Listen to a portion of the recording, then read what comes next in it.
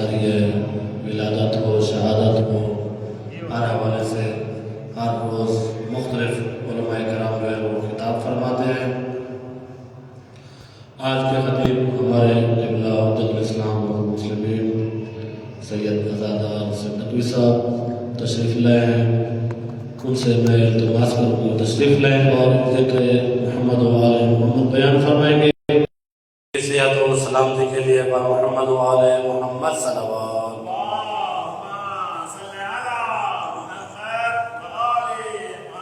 کتنی دیر لگا سر؟ پڑھے 40-45 میں اشارہ کروں گا آپ کو۔ ہاں ٹھیک ہے صحیح۔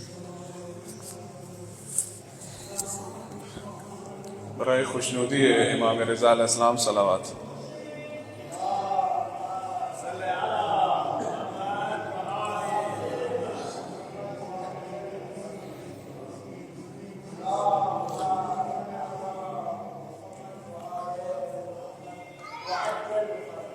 نعرہ تکبیر، نعرہ رسالت، نعرہ حیدری، حسینیت، حسینیت، یزیدیت، یزیدیت، حب علی، حب علی، بغض علی، بغض علی، صلوات بر محمد و آل محمد۔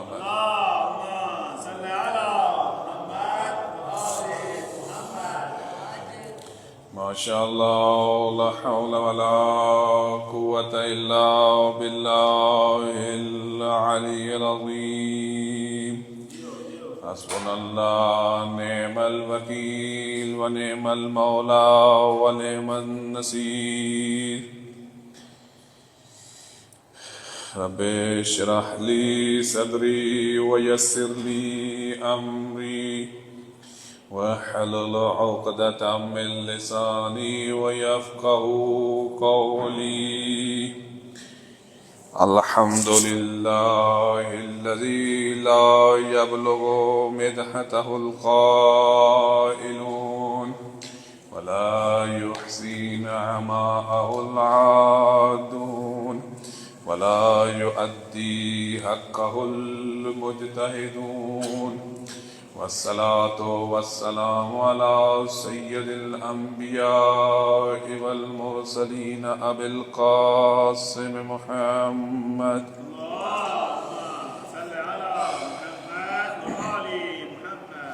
وآله الطيبين الطاهرين المعصومين الذين أذهب الله عنهم رجساء أهل البيت ويطهرهم تطهيرا۔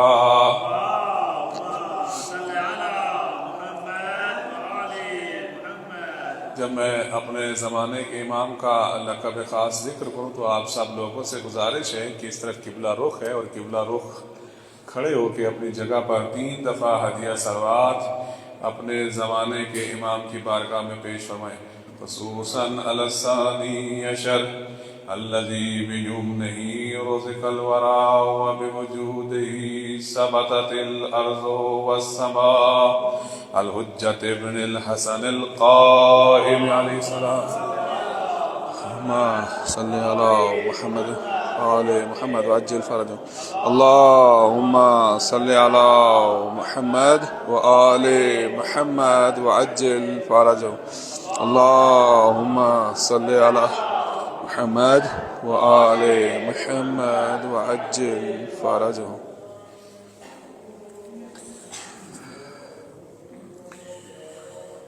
واللعنة الدائمة على أعدائهم أجمعين، خصوصا على الجبت والطاغوت۔ أما بعد فقد قال الله تبارك وتعالى في كتابه الأعلى: إنا أنزلناه في ليلة القدر وما أدراك ما ليلة القدر، ليلة القدر خير من 1000 شهر، تنزل الملائكة والروح فيها بإذن ربهم من كل أمر، سلام ہی حتی مطلع الفجر. صلوات.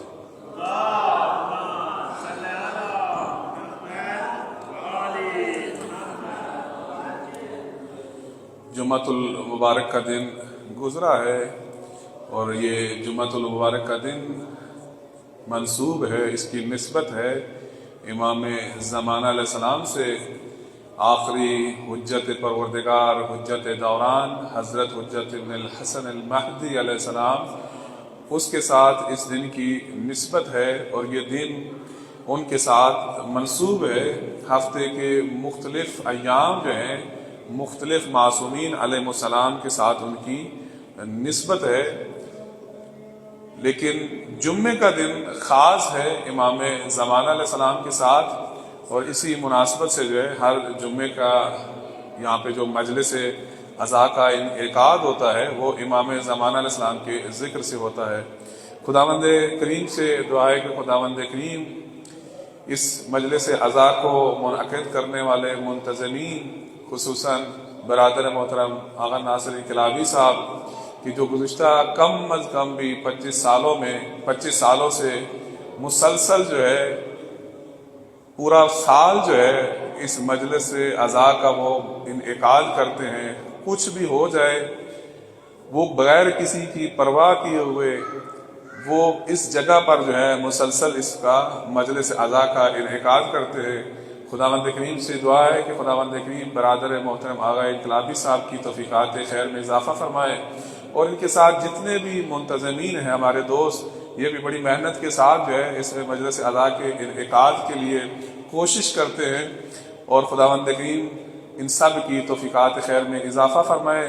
خداوند کریم سے دعا ہے کہ خداوند کریم تمام مراجع کرام، فقہائے اعظام، مقام معظم راہبری، نمائندہ ولی فقیہ در پاکستان قبلہ علامہ سید ساجد نقوی صاحب حافظہ اللہ، خداوند کریم ان سب کی توفیقات خیر میں اضافہ فرمائے. صلوات بر محمد و آل محمد.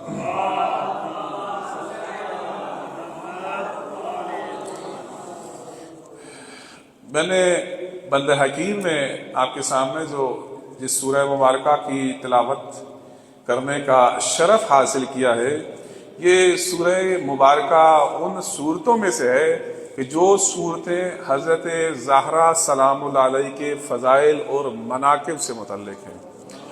ویسے تو اہل بیت علیہ السلام کی شان میں خداوند کریم نے بہت ساری آیات نازل کی ہیں. بعض روایات کے مطابق ایک ثلث قرآن جو ہے وہ خداوند کریم نے اہل بیت کی شان میں نازل کیا ہے. وہ ایک ثلث قرآن کی جو خداوند کریم نے اہل بیت علیہ السلام کی شان میں نازل کیا ہے، حضرت سیدۃ نساء العالمین خاتون جنت کہ جن کی نالین پاک کے صدقے میں بندہ حقیر کو یہ توفیق حاصل ہوئی ہے کہ آپ کے سامنے اپنی ناقص عرائض کو عرض کروں، وہ ایک ثلث قرآن جو ہے اہل بیت علیہ السلام کی شان میں جو نازل ہوا ہے، وہ آیات جو نازل ہوئی ہیں ان آیات میں حضرت سیدۃ نساء العالمین بھی ان کا مصداق ہے اور ان میں شامل ہیں. اور اس کے علاوہ کچھ صورتیں جو ہیں وہ خاص ہیں جناب زہرا سلام اللہ علیہ کی شان میں، جیسا کہ سورہ کوثر ہے. سورہ کوثر اور ایک سورہ قدر، یہ دونوں صورتیں جو ہیں ان کا جو مضمون ہے، ان کی جو آیات ہیں، یہ بی بی سلام اللہ علیہ کی شان میں ہے. قرآن مجید جو ہے خداوند کریم نے مختلف انبیاء کو مختلف معجزات عطا کیے ہیں. جس طرح جس زمانے کا پیغمبر تھا اس زمانے کے جو حالات تھے، ان حالات کے مطابق خداوند کریم نے اس نبی کو، اس رسول کو، اس حجت پروردگار کو اس طرح کے معجزے عطا کیے ہیں. جو کچھ اس قوم کے حالات تھے، اس قوم کے اندر جو کچھ موجود تھا، ان حالات کے مطابق جو تھا اس نبی کو معجزہ خداوند کریم کی ذات عطا کرتی تھی. لہذا پیغمبر صلی اللہ علیہ وآلہ وسلم کے زمانے میں جو ہے وہ فصاحت اور بلاغت جو تھی وہ اپنے اوج اور کمال پر تھی. عرب کے لوگ جو تھے، بڑے بڑے فصحاء، بڑے بڑے بلغاء جو ہیں، یہ فی البدی آپ جانتے ہیں کہ شعر کہنا کوئی آسان کام نہیں ہے اور ہر شخص شاعر بھی نہیں ہوتا، اور یہ ایسا کام نہیں کہ جو انسان زور لگا کے حاصل کر سکے. اب بندہ عقیر جو ایک شاعر نہیں ہے، اگرچہ شاعری میں نے عربی میں پڑھی ہے، فارسی میں پڑھی ہے، اردو میں پڑھی ہے، تھوڑی سی پنجابی میں بھی پڑھی ہے، لیکن میں اگر پورا صبح سے لے کے شام تک لگا رہا ہوں تو مجھے یقین ہے کہ میں 2 مصرے بھی ادا نہیں کر سکتا۔ لیکن وہ لوگ کھڑے کھڑے جو ہے وہ لمبے لمبے قصیدوں، لمبے لمبے اشعار کے ساتھ جو ہے وہ کھڑے کھڑے قصائد پڑھ دیتے تھے، اور سالانہ ان کا مقابلہ ہوتا تھا۔ جیسے ہمارے ہاں میلے ہوتے ہیں، ہمارے ہاں تو بیلوں کے یا نیزہ بازی کے یا اس قسم کے میلے ہوتے ہیں، تو ان کے ہاں بھی جو میلے ہوتے تھے وہاں پر مقابلہ جو ہے وہ شعروں کا ہوتا تھا۔ شعراء جمع ہوتے تھے پورے جزیرۃ العرب سے، اور اس کے بعد وہ اپنے اپنے شعر کہا کرتے تھے۔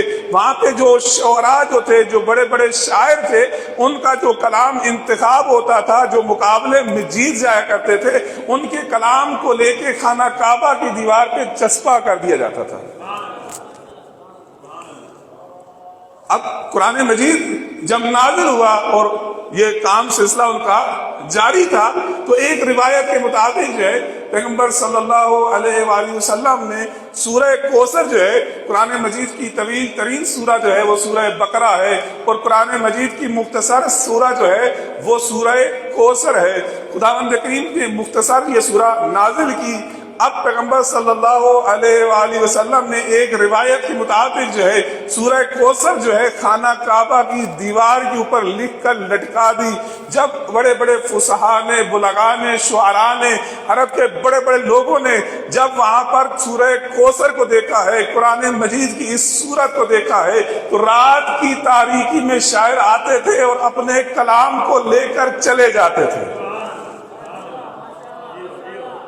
رات کو تاریکی میں آتے تھے، اور جب وہ سورہ کوثر کے ساتھ اپنے شعروں کو دیکھتے تھے، اپنے کلام کو دیکھتے تھے، تو انہیں یہ محسوس ہوتا تھا یہ کلام تو بہت برتر کلام ہے، ہمارا کلام تو بہت کمتر ہے۔ یہ سورہ کوثر ہے، اس کی یہ اتنی فضیلت ہے کہ تمام فصحائے عرب، تمام بلغاء عرب، تمام شعراء عرب جو ہے وہ سورہ کوثر کا مقابلہ کرنے سے عاجز ہے۔ تو یہ سورہ کوثر جو ہے یہ حضرت زہرا سلام اللہ علیہ کی شان میں نازل ہوئی ہے۔ خداوند کریم نے حضرت زہرا سلام اللہ علیہ کی شان میں جو سورہ نازل کی ہے اس کا کوئی مقابلہ نہیں کر سکتا، تو کیسے دختر رسول کا مقابلہ کر سکتا ہے؟ اور ایک دوسرا ہے سورہ مبارکہ سورہ قدر ہے کہ جو بی بی سلام اللہ علیہ کی شان میں نازل ہوا ہے، اور یہ بی بی سلام اللہ علیہ کی شان میں بھی نازل ہے، اور اس کا پہلا حصہ جو ہے وہ بی بی سلام اللہ علیہ کی شان میں ہے، اور اس کا آخری حصہ امام زمانہ علیہ السلام سے متعلق ہے۔ بسم اللہ الرحمن الرحیم، انا انزلناہ فی لیلۃ القدر، کہ بے شک ہم نے قرآن کو جو ہے لیلۃ القدر میں نازل کیا ہے۔ اور تمہیں کیا معلوم کہ لیلۃ القدر کیا ہے؟ تفسیر فرات کوفی جو ہے ہماری معتبر ترین کتب میں سے ہے، قدماء کی کتابوں میں سے ہے، قدیم کتابوں میں سے ہے، اور اصول اصلیہ میں سے، یعنی وہ کتابیں جو ہماری حدیث کی اصلی کتابیں شمار ہوتی ہیں، اس سے یہ حدیث نقل کر رہا ہوں۔ اور بڑے بڑے محدثین فقہاء نے جو ہے اس حدیث کو تفسیر فرات کوفی سے لکھ کے ذکر کر کے نقل کر کے اپنی اپنی کتابوں میں نقل کیا ہے۔ مرحوم علامہ مجلسی نے اپنی بہار الانوار میں، مرحوم صاحب عوالم نے عوالم العلوم کے اندر اس روایت کو ذکر کیا ہے کہ رسول خدا صلی اللہ امام علیہ السلام ارشاد فرماتے ہیں، انا انزلناہ فی لیلۃ القدر اللیلہ فاطمہ، کہ خداوند کریم کی آیے مبارکہ کہ ہم نے اس قرآن کو لیلۃ القدر میں نازل کیا ہے۔ اس لیلہ سے مراد حضرت فاطمہ الزہرا سلام اللہ علیہا ہے۔ اس لیلہ سے مراد حضرت زہرا سلام اللہ ہے، اور قدر سے مراد اللہ تعالیٰ کی ذات ہے۔ فمن عرف فاطمہ حق معرفتها فقد ادرک لیلۃ القدر، جو حضرت زہرا سلام اللہ علیہ کی معرفت حاصل کرے، جس طرح معرفت حاصل کرنے کا حق ہے، تو اس نے لیلۃ القدر کو درک کر لیا۔ اس نے لیلۃ القدر کو در کیا وَإِنَّمَا سُمِّيَتْ فَاطِمَةٌ لِأَنَّ الْخَلْقَ فُتِنُوا عَن مَعْرِفَتِهَا۔ بی بی سلام اللہ علیہ کا نام فاطمہ کیوں ہے کہ کیونکہ خداوند کریم نے تمام مخلوق کو جو ہے ان کی معرفت سے روک دیا ہے، یعنی بی بی سلام اللہ علیہ کا مقام اتنا بلند ہے کہ لوگ جتنا بھی چاہیں وہ بی بی سلام اللہ علیہ کی معرفت کمال تک نہیں پہنچ سکتے۔ تو بس بی بی سلام اللہ علیہ کی فضائل اور مناقب میں سے ایک بی بی سلام اللہ علیہ کا اس میں گرامی ہے۔ دیکھیں ایک نام ہمارے ہوتے ہیں یا ہمارے معاشرے میں جو نام رکھے جاتے ہیں ایسے ہی دیکھ کر نام رکھ لیتے ہیں، مختلف قسم کے نام ہیں، لیکن وہ نام کی جو خود ذات پروردگار رکھتا ہے ان ناموں میں اور جو نام انسان رکھتے ہیں ان ناموں میں فرق ہوتا ہے۔ ایک بہت بڑا بادشاہان سلاطین جو بڑے بڑے امپائر تھے دنیا کے، ان کا ایک یہ کام ہوتا تھا کہ لوگوں کو القاب عطا کیا کرتے تھے۔ لہذا آپ دیکھیں خلافت کے زمانے میں خلافت بنی امیہ میں، خلافت بنی العباس میں، ترکمان عثمانی کے زمانے میں بڑے بڑے القاب جو ہیں وہ لوگوں کو دیا کرتے تھے۔ جیسا کہ ابھی اور ان القاب جو دیتے تھے ان کی کوئی مناسبت بھی نہیں ہوتی تھی، بس اس کا دل کرتا تھا کسی کو خوش ہو کر اس کو لقب دے دیا کرتے تھے۔ لیکن ذات پروردگار نے ائمہ معصومین علیہ السلام کو ان حجت پروردگار کو جو نام دیے ہیں بغیر وجہ کے نام نہیں دیے۔ ان ناموں کے اندر بھی ذات پروردگار کی مصلحت موجود ہے۔ ذات پروردگار نے ان کے ناموں کے اندر بھی فضائل اور مناقب رکھے ہیں، اور ان فضائل اور مناقب کو مد نظر رکھتے ہوئے ذات پروردگار نے وہ نام ان کو عطا کیے ہیں۔ صلوات پر محمد علیہ۔ ایک شخص امام علیہ السلام کی خدمت میں حاضر ہوا اور آ کے پوچھا پیغمبر گرامی صلی اللہ علیہ وآلہ وسلم کا کہ کنیہ مبارکہ جو ہے، کنیت کہتے ہیں کیونکہ عرب کے اندر یہ ثقافت تھی اور آج بھی کسی حد تک موجود ہے کہ عرب لوگ اصلی ناموں سے نہیں پکارا کرتے تھے، بلکہ عرب لوگ جو ہے ان کے بچوں کے نام سے والدین کو پکارا کرتے تھے۔ جو بیٹے کا نام ہوتا تھا اس بیٹے کے نام سے اس کے والد کو پکارا کرتے تھے۔ جیسے امیر المومنین کے فرزند گرامی امام حسن مجتبی علیہ السلام ہے تو امیر المومنین کی کنیت ہے ابو الحسن۔ اسی طرح باقی ائمہ معصومین علیہ السلام کی بھی اپنی اپنی کنیت ہے۔ جیسے حضرت زہرا سلام اللہ علیہ کے جو ہے فرزندان گرامی حضرت امام حسن اور امام حسین علیہ السلام تھے تو ان کو کہا جاتا ہے ام الحسنین۔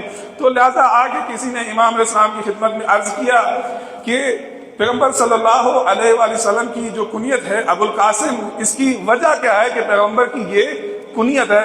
تو اب توجہ کا طالب ہوں تو امام علیہ السلام نے پہلے جواب دیا کہ پیغمبر گرامی صلی اللہ علیہ وآلہ وسلم کے فرزند تھے، ان کا نام قاسم تھا، تو قاسم کی مناسبت سے خداوند کریم نے ان کی کنیت ابو القاسم رکھی ہے۔ اب راوی نے پھر دوبارہ سوال کیا پیغمبر صلی اللہ علیہ وآلہ وسلم کا جو کنیہ مبارک ابو القاسم ہے اس کی وجہ کیا ہے؟ تو اب امام صادق علیہ السلام نے ارشاد فرمایا کہ پیغمبر صلی اللہ علیہ وآلہ وسلم نے امیر المومنین کی پرورش کی ہے، اور امیر المومنین علیہ السلام قسیم النار والجنہ ہے، جنت اور بہشت کے تقسیم کرنے والے ہیں، اور پیغمبر کی امیر المومنین کی پرورش جو ہے وہ پیغمبر صلی اللہ علیہ وآلہ وسلم نے کی ہے، لہذا ان کا کنیہ مبارک جو ہے ابو القاسم ہے۔ پیغمبر کی کنیہ ابو القاسم جو ہے وہ اس وجہ سے، تو لہذا اب یہاں پہ راوی رک گیا۔ اگر راوی یہاں پہ نہ رکتا تو امام علیہ السلام بھی جو ہے وہ فضائل کے جو باہر تھے، فضائل کی جو بہت بڑے بڑے فضائل تھے وہ امام علیہ السلام بھی اس کو ذکر فرماتے رہتے، لیکن یہاں پہ راوی نے جو ہے قناعت کر لی، تو لہذا امام علیہ السلام نے بھی اپنے لب مبارک کو اور جنبش نہیں دی۔ لیکن اگر راوی اور پوچھتا اور جتنا وہ پوچھتا جاتا امام علیہ السلام کوئی نہ کوئی اور وجہ جو درست وجہ تھی اور حقیقت میں وجہ تھی وہ امام علیہ السلام بیان فرماتے، لیکن راوی رک گیا۔ تو کہنے کا مقصد یہ ہے کہ ائمہ معصومین اسلام کے نام بھی، ان کی کنیت بھی، ان کے القاب بھی، ان کی صفات بھی، یہ سارے کے سارے ذات پروردگار کے عطا کیے ہیں، اور ان کی تمام کنیتوں کے اندر جو ہے ذات پروردگار نے جو ہے ایک مصلحت جو ہے ان کے اندر موجود ہے۔ تو میں بی بی سلام اللہ علیہ کا جو اسم مبارک فاطمہ ہے، اس فاطمہ کہ سبب جو ہے کیوں بی بی سلام اللہ علیہ کو فاطمہ کہا جاتا ہے، تقریباً 7 کے نزدیک جو ہے ہماری روایات میں اسباب ذکر ہوئے ہیں کہ کیوں بی بی سلام اللہ علیہ کا اسم مبارک جو ہے وہ فاطمہ ہے۔ صلوات محمد و آل محمد۔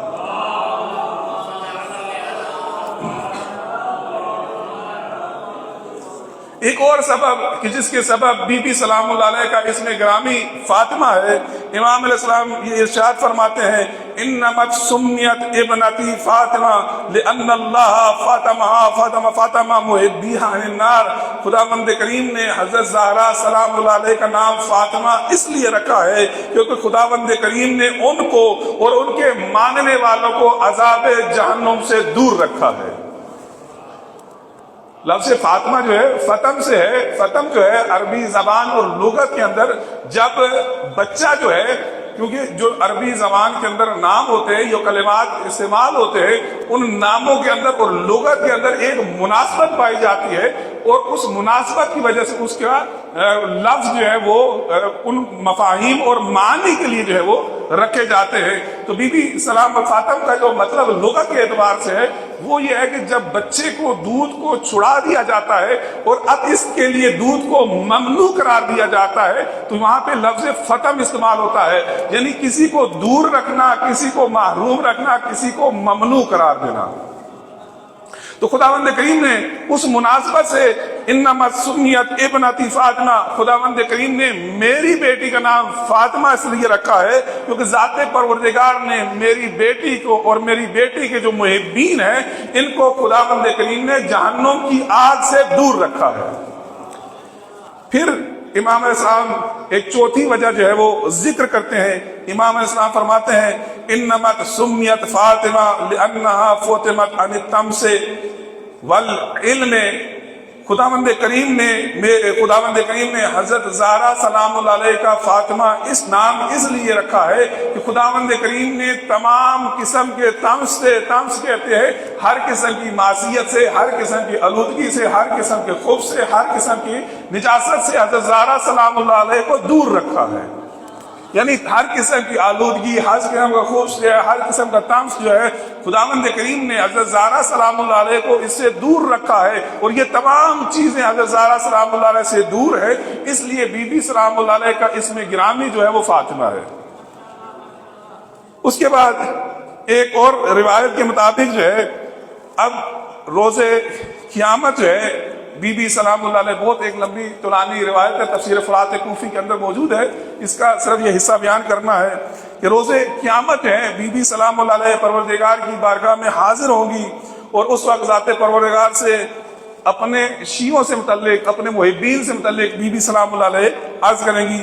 تو اس وقت حضرت بی بی سلام اللہ علیہ کی خدا کی بارگاہ میں یہ فریاد کریں گی، اے پروردگارا تو نے میرا نام فاطمہ رکھا ہے، تو ذات پروردگار کی طرف سے صدا آئے گی صدقت یا فاطمہ، اے فاطمہ تیری بات درست ہے کہ میں نے تیرا نام فاطمہ رکھا ہے۔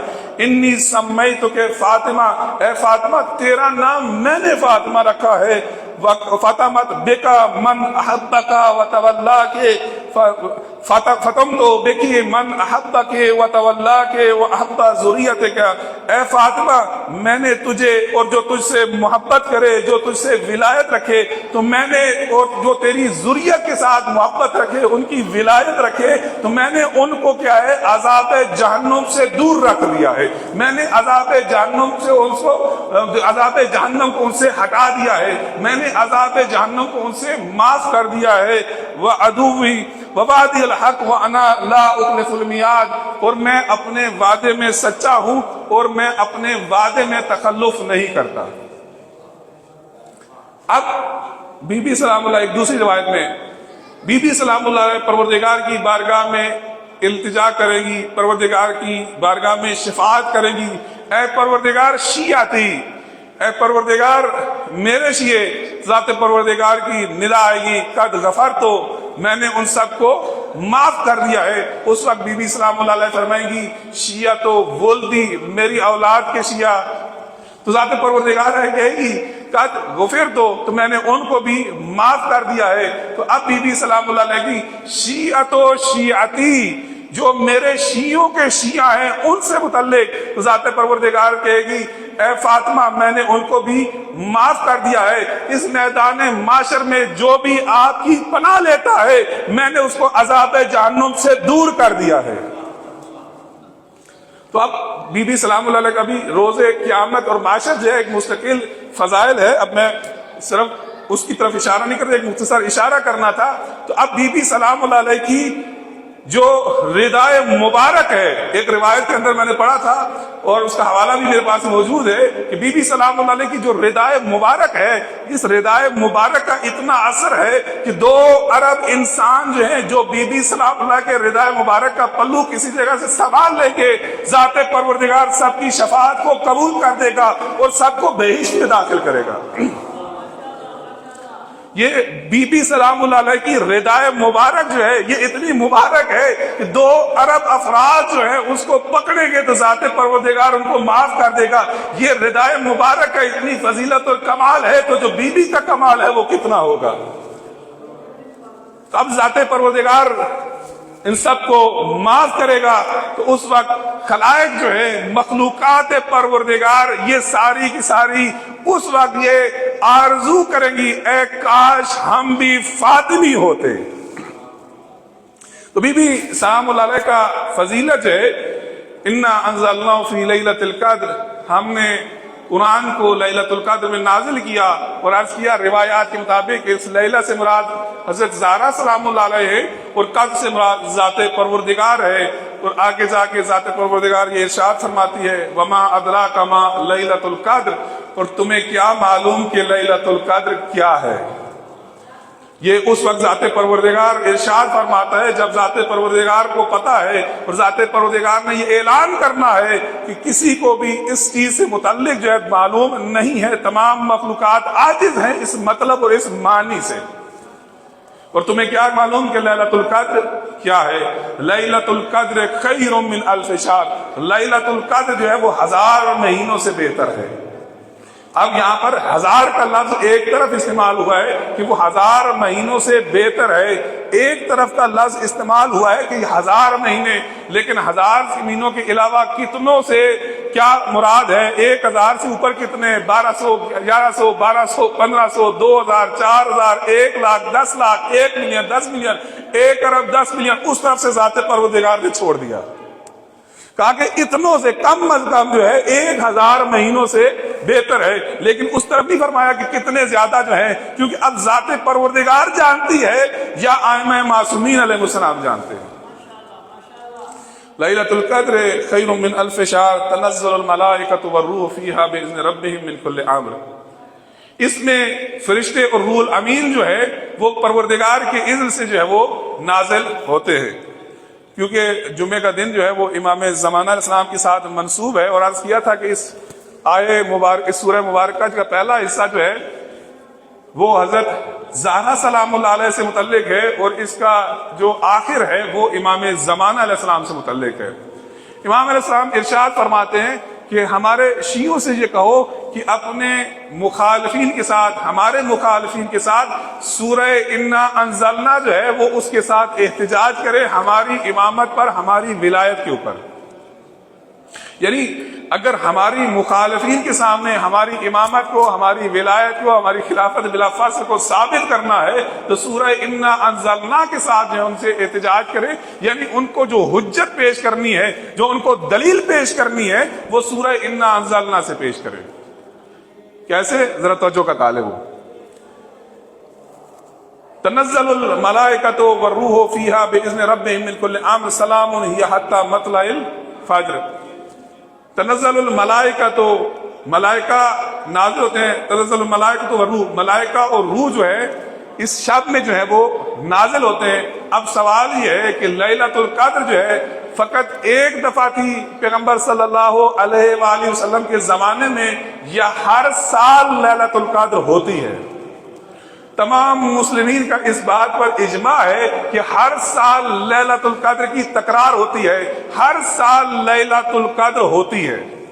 لہذا آپ دیکھیں ہمارے یہاں البتہ یہ 19، 21 اور 23 راتوں کو لیلۃ القدر جو ہے اس میں عبادت کی جاتی ہے، اور ان میں سے بھی جو سب سے زیادہ معتبر ہے اور جو سب سے زیادہ تاکید ہے وہ 23 ماہ مبارک رمضان کی شب ہے اور اس کو لیلۃ القدر کہا جاتا ہے. اور جو گزشتہ 2 راتیں ہیں ان راتوں کو بھی روایات کو مد نظر رکھا جائے تو یہ در حقیقت ایک تمہید اور مقدمہ ہے تیسری رات کی تیاری کے لیے کہ ان 2 راتوں میں اپنے آپ کو تیار کرو تاکہ جب تیسری رات لیلۃ القدر میں پہنچو تو وہ لیلۃ القدر کی جو برکات ہے، خیرات ہے، مغفرتیں ہیں، رحمتیں ہیں، وہ اپنے پروردگار سے تم پا سکو.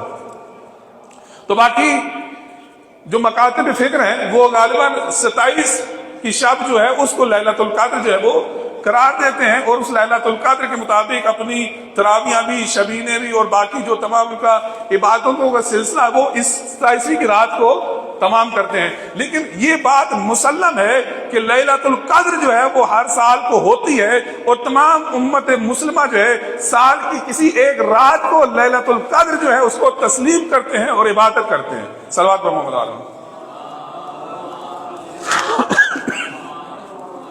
بارہ دیگر سلامت.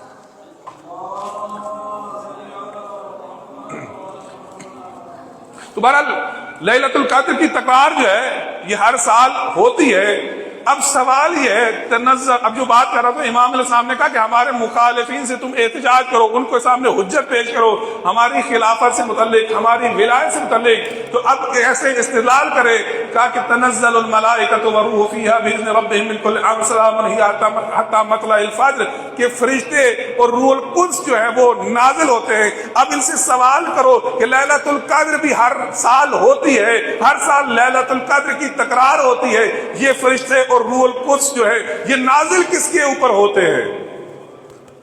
کیا اس وقت جو سعودی عرب کا بادشاہ ہے کیا فرشتے اس کے اوپر نازل ہوتے ہیں؟ کیا اس وقت جو پاکستان کا صدر ہے کیا اس کے اوپر نازل ہوتے ہیں؟ کیا یہ ترکی کا جو صدر ہے اس کے اوپر نازل ہوتے ہیں؟ ایک ایک کر کے فہرست جتنی لمبی ہے آپ کرتے جائیں، تمام امت اسلامیہ بالاجماع کہے گی کہ ان میں سے کسی کے اوپر نازل نہیں ہوتے،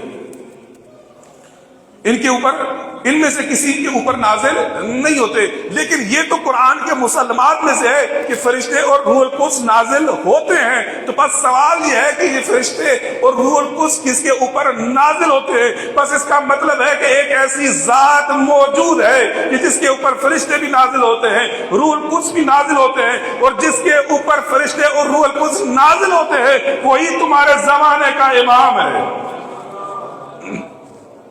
تو یہ امام زمانہ علیہ السلام کے وجود مبارک پر بہت واضح دلیل ہے.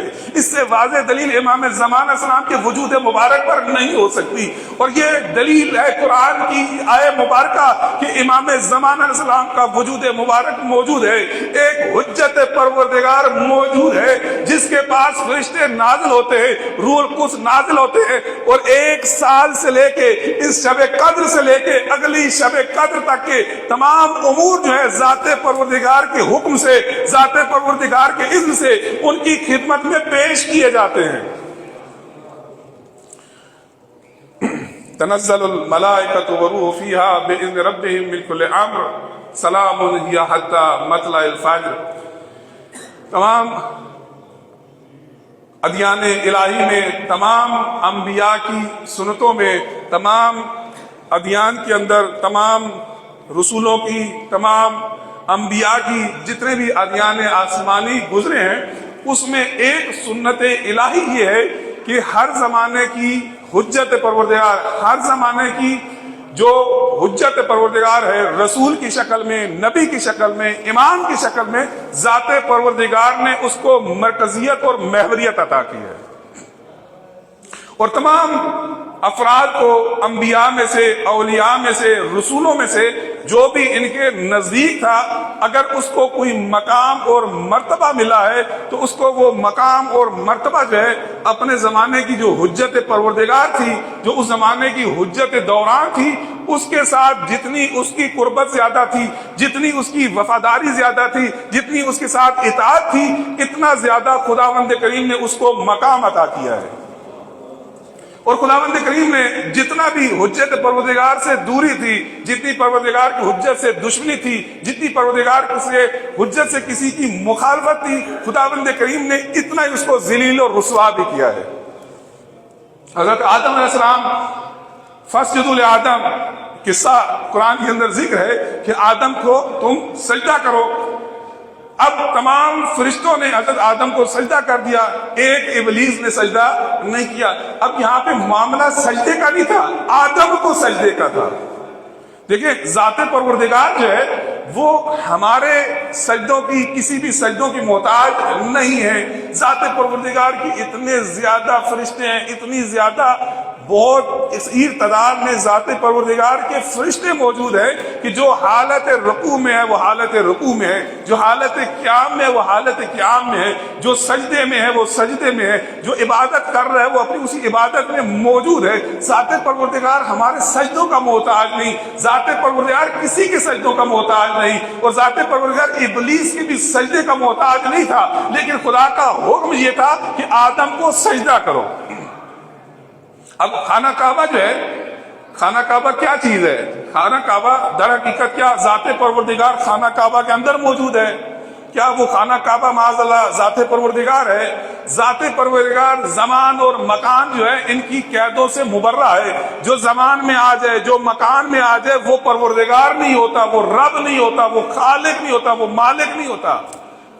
جو زمان اور قید کی گرفت میں آ جائے وہ خالق ہونے سے بری ہے۔ لہذا ذات پروردگار تمام انسانوں کے جو نقائص ہیں، تمام مخلوقات کے جو عیوب ہیں، ذات پروردگار ان سب سے مبرہ ہے، ذات پروردگار ان سے منزہ ہے۔ لہذا تسبیح کی جاتی ہے سبحان ربی العظیم و بحمدہ، اے پاک اور پاکیزہ اور بہت عظیم وہ ہمارا پروردگار ہے جو ہر قسم کے عیوب سے پاک ہے۔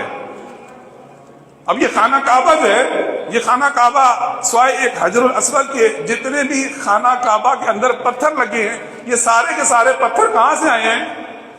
اطراف حرم سے۔ اسی خانہ کعبہ یا حرم کی جو حدود ہیں، وہ پہاڑیاں جو ہیں، ان پہاڑیوں سے پتھر لیے گئے ہیں اور خانہ کعبہ کی دیواریں جو ہے وہ تعمیر کی ہیں۔ در حقیقت خانہ کعبہ جو ہے وہ پتھروں کا ایک گھر ہے۔ اب اس پتھروں کے گھر کی طرف ذات پروردگار نے کہا سجدہ کرو۔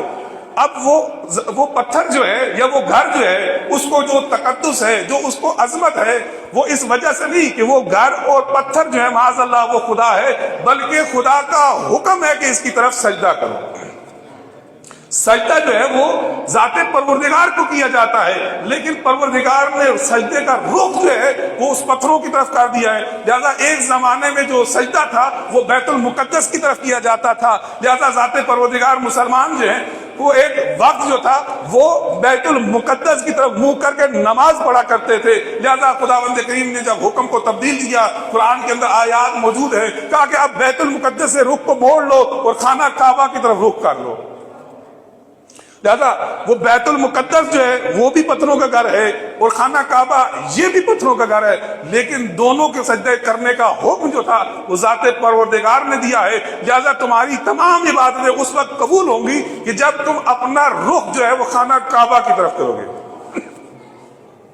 وَمَثَلُ الْإِمَامِ مَثَلُ الْكَعْبَةِ، اور جو امام کی مثال ہے وہ کعبہ کی طرف ہے۔ جیسے تمہاری تمام عبادتوں کا جب تک تمہارا ظاہری رخ جو ہے وہ خانہ کعبہ کی طرف نہیں ہوتا، تمہاری عبادتیں قبول نہیں ہیں، اسی طرح تمہاری روح اور باطن جو ہے جب تک امام اور حجت پروردگار کی طرف نہیں ہوگی، تمہارا کوئی بھی عمل قابل قبول نہیں ہے۔ تو عرض کرنا تھا کہ محوریت جو ہے وہ ذات پروردگار نے یہ سنت الہی ہے کہ حجت پروردگار کو قرار دیا ہے۔ تو لہذا تمام حجت پروردگار کے زمانے میں جن افراد کو، اصحاب کو فضیلت ملی ہے، وہ ان کو فضیلت حجت پروردگار سے وفاداری میں، ان سے محبت میں، مودت میں، ولایت میں، قرب میں، وفاداری میں جتنی زیادہ وفاداری تھی اتنا زیادہ اس کو مقام اور منزلت ملی ہے۔ امیر المومنین علیہ السلام کے فرزندان جو ہے، کیونکہ امام معصوم جو ہوتا ہے وہ سب سے برتر ہے، کوئی شخص بھی امام معصوم کے برابر نہیں ہو سکتا۔ 14 معصومین علیہ السلام خداوند کریم کی سب سے برتر مخلوق ہیں، کوئی بھی شخص، بشر، کوئی بھی نبی وسیع جو ہے ان 14 معصوم سے برتر نہیں ہو سکتا۔ اور ان 14 معصومین علیہ السلام میں رسول خدا صلی اللہ علیہ وآلہ وسلم سب سے برتر ہے، اس پہ سب کا اجماع ہے اور اس میں کسی قسم کی اختلاف کی بات نہیں ہے۔ تو لہذا امام حسن اور امام حسین علیہ السلام کی اولاد میں سے امیر المومنین علیہ السلام کی اولاد اور بھی بہت ساری موجود ہے، لیکن کیوں اتنا مقام اور مرتبہ جو ہے سرکار ابو الفضل عباس علیہ السلام کو حاصل ہے؟ کیونکہ اپنے زمانے کی جو حجت پروردگار تھی امام حسین علیہ السلام، ان کے ساتھ اپنی وفاداری جو تھی، ان کی وفاداری جو ہے وہ آج مثال بن چکی ہے۔ امام موسیٰ کاظم علیہ السلام، امام رضا علیہ السلام تو سب سے افضل ہے کہ حجت پروردگار ہے، لیکن امام موسیٰ کاظم علیہ السلام کی اولاد میں، ذکور میں سے، اناس میں سے، بیٹوں میں سے، بیٹیوں میں سے بھی کوئی بھی جو ہے حضرت فاطمہ معصومہ سلام اللہ علیہ سے برتر نہیں ہے، کوئی بھی ان سے برتر نہیں ہے۔ کیوں؟ کیونکہ حضرت فاطمہ معصومہ سلام اللہ علیہ نے جو وفاداری ہے، جو محبت ہے، ولایت ہے، قرب ہے امام رضا علیہ السلام کے ساتھ، ان کے لیے جو قربانی دی ہے وہ امام موسیٰ کاظم علیہ السلام کی اولاد میں سے کسی نے نہیں دی ہے، تو لہذا ان کا مقام جو ہے وہ سب سے برتر ہے۔ لہذا مرکزیت اور محوریت جو ہے وہ ہر زمانے میں حجت پروردگار کو حاصل ہوتی ہے۔ بس اس مقدمے کو ذکر کرنے کے بعد اب کیونکہ ایام جو ہیں یہ ایام شہادت حضرت زہرا سلام اللہ علیہ گزرے ہیں، اور علماء فرماتے ہیں کہ فقط بی بی سلام اللہ علیہ کی شہادت تک ایام فاطمیہ نہیں ہے، بلکہ 13 جمادی الثانی سے لے کے 13 جمادی الاول سے لے کے 20 جمادی الثانی تک بی بی سلام اللہ علیہ کا جو میلاد مبارک ہے، میلاد مسعود ہے، وہاں تک یہ ایام فاطمیہ باقی ہیں۔ تو لہذا یہ ایام بی بی سلام اللہ علیہ کی شہادت کے اور اس کے بعد بی بی سلام اللہ کے میلاد کے یہ ایام ہیں، تو بی بی سلام اللہ علیہ کی سنت اور سیرت جو ہے، بی بی سلام اللہ علیہ کا جو کردار ہے، بی بی سلام اللہ علیہ کے میں نے آپ کے سامنے فقط جو ہے اسماء مبارک کی فقط فضائل بیان کیے تھے، یہ بی بی سلام اللہ علیہ کے اسماء مبارکہ کے فضائل ہیں، بی بی سلام اللہ علیہ کے فضائل تو اس سے بھی بہت بالا تر ہے۔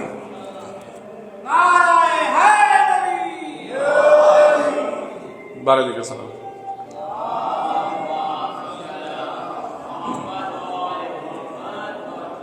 تو بی بی سلام اللہ علیہ کی سنت اور سیرت میں ایک اہم محوریت جو تھی وہ یہ تھی کہ ان کے زمانے کے جو حجت پروردگار ہیں امیر المومنین علیہ السلام، امیر المومنین علیہ السلام کے دفاع میں، امیر المومنین علیہ السلام کی خلافت بلافاسی کے لیے، ان کی ولایت کے لیے، ان کی امامت کے لیے، ان کی خلافت کے لیے جو کردار بی بی سلام اللہ نے ادا کیا ہے وہ تاریخ بشریت میں کوئی بھی ادا نہیں کر سکتا۔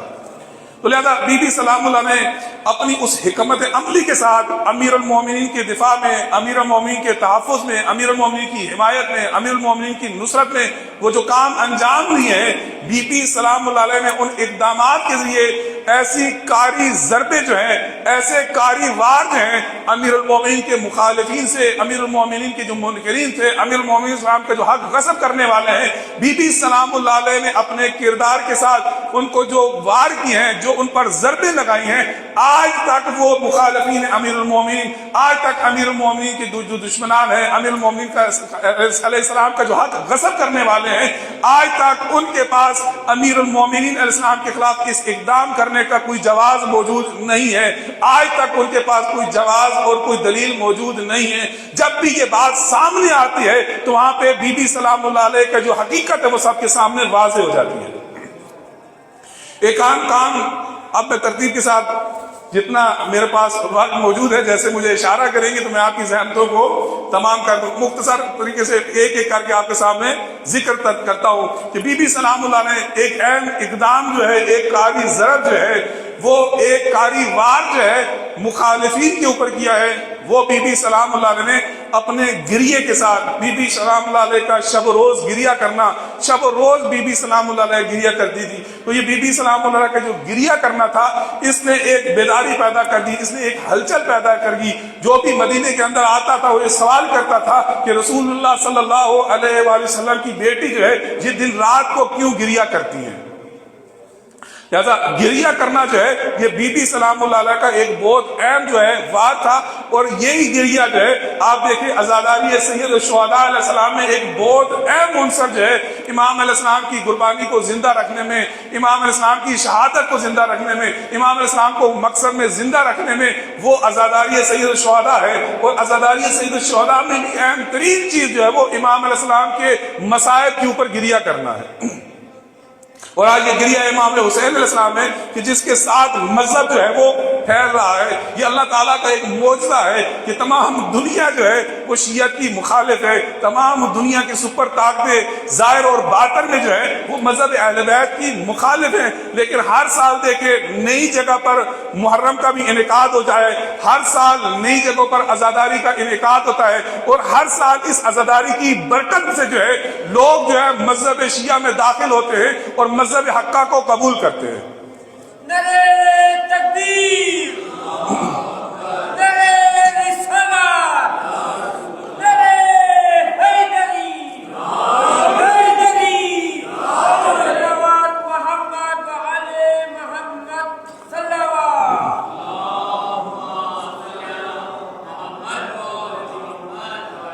اسی طرح جس طرح بی بی سلام اللہ علیہ اپنے والد بزرگوار کی فراق میں اور امیر المومنین کے اوپر ہونے والے مظالم کے اوپر شب و روز گریہ کرتی ہیں, اسی طرح امام زمانہ علیہ السلام کی غیبت میں ہمارے فرائض اور وظائف میں مرحوم صاحب مکیال المکارم نے جو ہے مکیال المکارم کے اندر اور وظیفۃ الانام فی زمن غیب الزمان اس کے اندر 54 یا 56 جو ہے غیبت کے زمانے میں ایک شخص منتظر کی جو فرائض اور وظائف بیان کی ہیں ان میں سے ایک یہ ہے کہ اپنے زمانے کے امام کی دوری میں گریہ کرو, اپنے زمانے کے امام کی جو ہجر میں ان کے فراق کے اوپر جو ہے وہ تم گریہ کرو. تو لہٰذا ہم کتنا جو ہے وہ دعائے ندبہ کو برگزار کرتے ہیں, کتنا دعائے ندبہ میں شرکت کرتے ہیں, ہم کتنی جو ہے اس قسم کی دعائیں مناجات ہیں فقط امام زمانہ علیہ السلام کے اوپر گریہ کرنے کے لیے.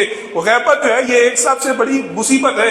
آج ہمارے اوپر تمام مصائب, تمام مظالم, تمام ہماری مشکلات, تمام بدبختیاں جو ہیں ان کا سبب یہ ہے کہ زمانے کی حجت پروردگار پردہ غیبت میں ہے. اکثر دعا لتعجیل الفرج, اپنے امامزانے کے امام کے ظہور میں تعجیل کے لیے زیادہ سے زیادہ دعا کرو, کیونکہ تمہاری تمام بدبختیوں سے نجات جو ہے وہ امام زمانہ علیہ السلام کے ظہور میں ہے. اس کے بعد بی بی سلام اللہ نے ایک اور اہم قدم جو اٹھایا وہ یہ تھا کہ بی بی سلام اللہ علیہ نے ایک ایک مہاجر اور انصار کے دروازے پر بی بی سلام اللہ علیہ جاتی تھی اور بی بی تمام مہاجرین اور انصار کو ایک ایک دروازے پر دستک دیتی تھی. امیر المومنین اسلام ساتھ ہوتے تھے, امام حسن مجتبیٰ ساتھ ہوتے تھے, امام حسین علیہ السلام ساتھ ہوتے تھے, اور بی بی سلام اللہ علیہ کو ان کو عہد غدیر, میثاق غدیر, پیمان غدیر, بیعت غدیر ان کو یاد دلاتی تھی. کیا غدیر کے مقام پر تم موجود نہیں تھے؟ کیا غدیر کے مقام پہ رسول خدا صلی اللہ علیہ وآلہ وسلم نے اپنے چچازاد امیر المومنین سے متعلق غدیر کے اعلان ولایت نہیں کیا تھا؟ کیا ان سے متعلق اعلان خلافت نہیں کیا تھا؟ کہاں کی کیا تھا؟ تو پھر تم اس اعلان ولایت کو چھوڑ کر کیوں امیر المومنین کو چھوڑ کر کسی اور کے پیچھے لگ پڑے ہو؟ یہ بی بی سلام اللہ علیہ دروازوں پر جاتی تھی, ایک ایک دروازے پر جا کے بی بی سلام اللہ علیہ دستک بھی دی, اور بی بی سلام اللہ علیہ نے عہد غدیر, پیمان غدیر جو ہے وہ بتایا تھا. تو آج ہم جو ہے بی بی سلام اللہ علیہ کے ماننے والے ہیں, اپنے آپ کو فاطمی کہلانے والے ہیں, تو آج ہم امام زمانہ علیہ السلام کی معرفت کے لیے, امام زمانہ کی امامت کے لیے, ان کی خلافت کے لیے آج ہم کتنے دروازوں پر جاتے ہیں اور کتنے لوگوں سے امام زمانہ کا ذکر کرتے ہیں, کتنے لوگوں کے سامنے امام زمانہ کا پرچار کرتے ہیں, کتنے لوگوں کے سامنے امام علیہ السلام کی دعوت کو پیش کرتے ہیں. بس ایک شخص فاطمی جو ہے اس کی یہ بھی ذمہ داری ہے کہ جب حضرت زہرا سلام اللہ علیہ کے اس کردار کو دیکھتا ہے تو دیکھیں بی بی سلام اللہ نے اپنے زمانے کی حجت پروردگار کے دفاع اور تحفظ میں ان کے حق کو زندہ کرنے کے لیے بی بی سلام اللہ ایک ایک کے دروازے پر گئی ہیں, اور انہوں نے بی بی سلام اللہ نے اپنے زمانے کی حجت پروردگار کے حق کو یاد دلایا ہے. صلوات محمد علیہ.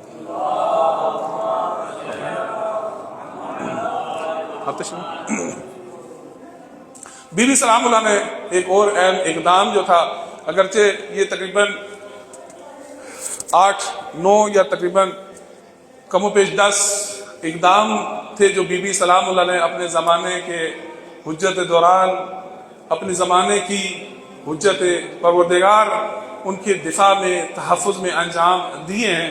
ایک اہم کام کہ جو بی بی سلام اللہ علیہ نے اپنے زمانے کے امام کے تحفظ میں, دفاع میں, حمایت میں اور نصرت میں انجام دیا ہے, بی بی سلام اللہ علیہ نے خود دروازے کے پیچھے آ کے ایک ایسی حالت میں,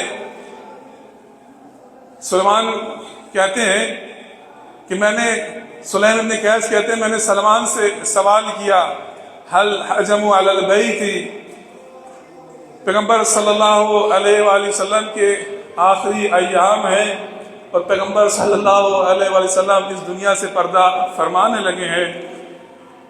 हज़रत ज़हरा सलामुल्लाह अलैहा पैगंबर सल्लल्लाहु अलैहि वसल्लम के पास तशरीफ फरमा है कि पैगंबर की आंखें बंद हैं, गोया कि शायद पैगंबर सल्लल्लाहु अलैहि वसल्लम उस इस्तराहत की हालत में है या बीमारी की हालत में है कि पैगंबर की आंखें बंद हैं कि दरवाजे पर दस्तक हुई।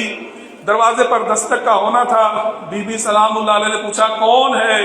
कहा कि मैं रसूल खुदा से मिलना चाहता हूँ। तो बीबी सलामुल्लाह अलैहा इरशाद फरमाती है तू वापस चला जा, मेरे बाबा कभी इस हालत में नहीं, मेरे बाबा मरीज है, तुझसे मिल नहीं सकते। थोड़ी देर गुजरी, फिर दस्तक हुई, इस दस्तक का होना था। दोबारा बीबी सलामुल्लाह अलैहा पूछती है कि दरवाजे के ऊपर कौन है? कहा कि मैं पैगंबर इस्लाम सैयदुल अंबिया से मिलना चाहता हूँ। कहा कि देखो मेरे बाबा की ऐसी हालत नहीं है कि तुम उनसे मिल सको। जब दूसरी या तीसरी दफा थी, अब दोबारा दस्तक दी और यही सवाल किया, तो अब बीबी सलामुल्लाह ने डांट के कहा ऐ दस्तक देने वाले, क्या तुझे मालूम नहीं, क्या मैं तुझे बता नहीं रही कि मेरे बाबा की हालत ऐसी है, वो अब किसी से मुलाकात नहीं कर सकते। इतनी में बीबी सलामुल्लाह अलैहा की आंखों से आंसू जारी हुए। जैसे ही आंखों से आंसू जारी होने थे, पैगंबर सल्लल्लाहु अलैहि वसल्लम ने अपनी आंखों को खोला। अपनी आंखों को खोल के पूछते ऐ मेरी बेटी, ऐ फातिमा, तेरी आंखों से आंसू क्यों जारी है? क्या बाबा गिरामी एक शख्स है कि दरवाजे पर दस्तक देता है, अंदर आने का इसरार कर रहा है, मैं उसको मना करती हूँ लेकिन वो अंदर आने के मतलब इसरार कर रहा है। तो उस वक्त नबी इस्लाम फरमाते हैं ऐ बेटी इसको आने दो, ये वो है कि जो कभी जब भी आता है किसी से पूछ कर नहीं आता, किसी से इजाजत लेकर नहीं आता, लेकिन ये तुम्हारी इज्जत और आबरू है, ये तुम्हारे दरवाजे की इज्जत और आबरू है कि ये तुम्हारे दरवाजे पर रुक गया है और तुम्हारे पूछे बगैर ये अंदर दाखिल नहीं हो रहा। वही दरवाजा का कि ये मलकुल मौत है, ये अपना काम करने आया है, इसको अंदर आने दो ताकि ये अपना काम अंजाम दे। ये वही दरवाजा था जिस पर मलकुल मौत भी जो है पूछे बगैर नहीं आता था। लेकिन मुसलमान लकड़ियां लेकर इस दर पे दाखिल हुए, लकड़ियों के साथ इस दरवाजे को जुलाया। सुलेमान कहता है मैंने सलमान से पूछा क्या करके इन दरवाजे पर इन्होंने हमला किया, क्या नबी ज़ादी के घर पर इन्होंने हमला किया? सलमान कहता है ए वइज़्ज़तिल जब्बारी, खुदा की कसम इन्होंने नबी ज़ादी के घर पर हमला किया और नबी ज़ादी के चेहरे पर निकाब मौजूद न था। बीबी सलामुल्लाह अलैहा ने दरवाजे के पीछे बना ली। ये करता हुआ चलता हुआ दरवाजा एक मलऊन ने बीबी के ऊपर गिराया। अल्लाह खुदावंद करीम किसी गम में न रुलाए। जैसे ही इस दरवाजे का गिरना था, बस बीबी ने एक सदा लगी या फिजा कुजीनी, ए फिजा आओ मेरे मोहसिन, मेरा मोहसिन शहीद हो गया, हाय मेरा मोहसिन शहीद हो गया। इमाम सादिक अलैहिस्सलाम इरशाद फरमाते हैं वो लकड़ियां जिससे हमारी जद्दे बुजुर्गवार के दरवाजे को जलाया गया, वो लकड़ियां हमारे पास मौजूद है। हम इस मिरास में एक दूसरे को मुंतकिल करते हैं, यहाँ तक कि वो लकड़ियां हमारे बारवे के पास मौजूद है। इमाम अलैहिस्सलाम फरमाते हैं जब हमारा बारवा आएगा उन लकड़ियों को लाएगा और उनके साथ जिन्होंने हमारे जद्दे बुजुर्गवार के दरवाजे को जलाया उनके साथ उनसे इंतकाम लेगा।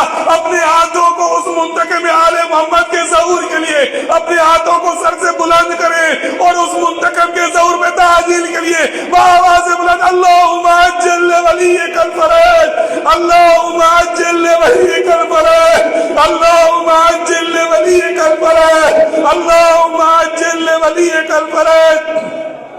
बाबा से बुलंद अल्लाहुम्मा अज्जिल वलियकल फरज, अल्लाहुम्मा अज्जिल वलियकल फरज, अल्लाहुम्मा अज्जिल वलियकल फरज, अल्लाहुम्मा अज्जिल वलियकल फरज, अल्लाहुम्मा अज्जिल वलियकल फरज, अल्लाहुम्मा अज्जिल वलियकल फरज, अल्लाहुम्मा अज्जिल वलियकल फरज, अल्लाहुम्मा अज्जिल वलियकल फरज, अल्लाहुम्मा अज्जिल वलियकल फरज, अल्लाहुम्मा अज्जिल वलियकल फरज। وجعلنا واولادنا من اعوانه وانصاره والمستشهدين بين يديه صلوات محمد.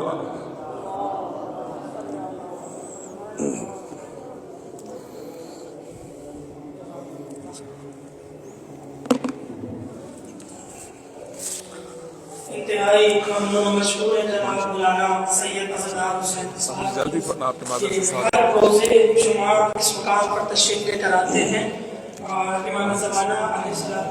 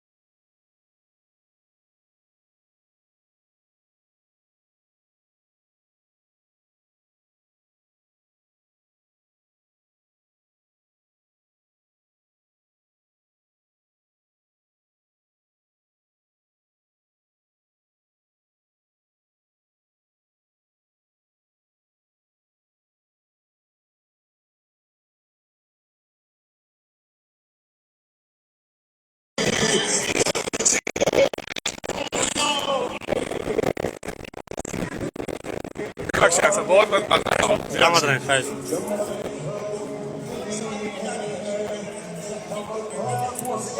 کوئی نہیں لا دے ہو لا دے تقریر میں سلوات کی تلاوت فرما دیجیے. صلی علی محمد. جتنا ہو سکے آپ سے نماز کا تھوڑا سا بھی جانے تشریف لے کر آتے ہیں اللہ کو پڑھنے میں مسئلہ نہ بنے. مزید درود کی تلاوت فرماتے ہوئے آگے بھی جانے تشریف لے کر آتے ہیں.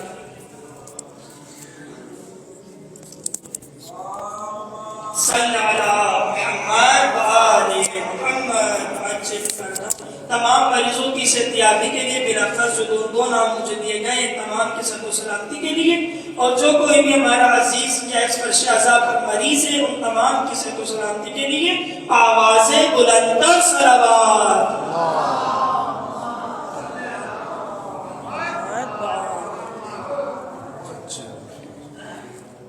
رحم اللہ من قرأ الفاتحہ.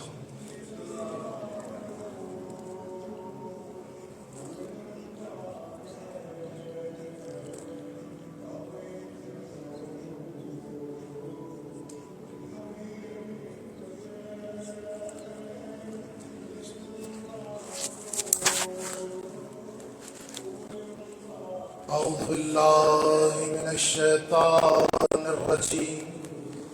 بسم اللہ الرحمن الرحیم. الحمد للہ رب العالمین الذی نور قلوبنا بمحبت العلویہ واکمل لنا دیننا بولایت المرتضویہ والصلاة والسلام على حقیقت الوجہ الاتم والعارف بما في اللوح والقلم والواقف على جميع السياسات والحكم وصاحب المعراج والبيت والحرم وعلى أشرف الأنبياء والمرسلين وسيدنا وشفينا ونبينا مولانا بالقاسم محمد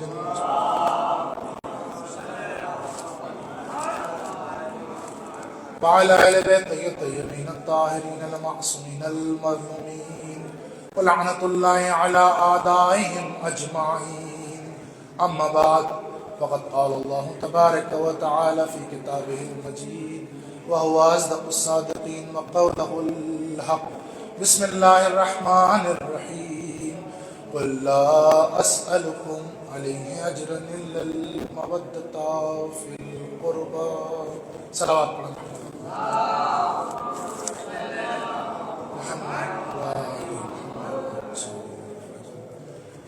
زائرین گرامی قدر، آپ کا بہت زیادہ وقت نہیں لینا ہے. یہ مجلس حرم حضرت معصومہ ام سلام اللہ علیہ میں منعقد کی جا رہی ہے، اس غرض کے ساتھ کہ جو زائرین یہاں پر تشریف فرما ہیں، خصوصی طور پر کاروان بصیرت نوگاواں سادات ہندوستان سے جو قافلے کے افراد یہاں پر موجود ہیں، آئے ہوئے ہیں، ان کی مرحومین کی جانب سے یہ ایصال ثواب ہو جائے. ہم نہایت ہی شکر گزار ہیں انتظامیہ کے اور جنہوں نے بھی اس مجلس میں کسی بھی طریقے کا تعاون کیا ہے، اور ان کے مرحومین کے لیے دعا گو ہیں کہ خداوند عالم ان کے مرحومین کی مغفرت فرمائیں، ان کے درجات عالی سے عالی تر فرمائیں. آپ حضرات سے گزارش ہے کہ 1 مرتبہ سورہ حمد اور 3 مرتبہ سورہ توحید کی تلاوت فرما کر اپنے اپنے مرحومین، خصوصی طور پر حاضرین کے مرحومین، زائرین کے مرحومین اور کاروان بصیرت میں جو افراد آئے ہوئے ہیں ان کے مرحومین کی روح کو ایصال فرما دیں.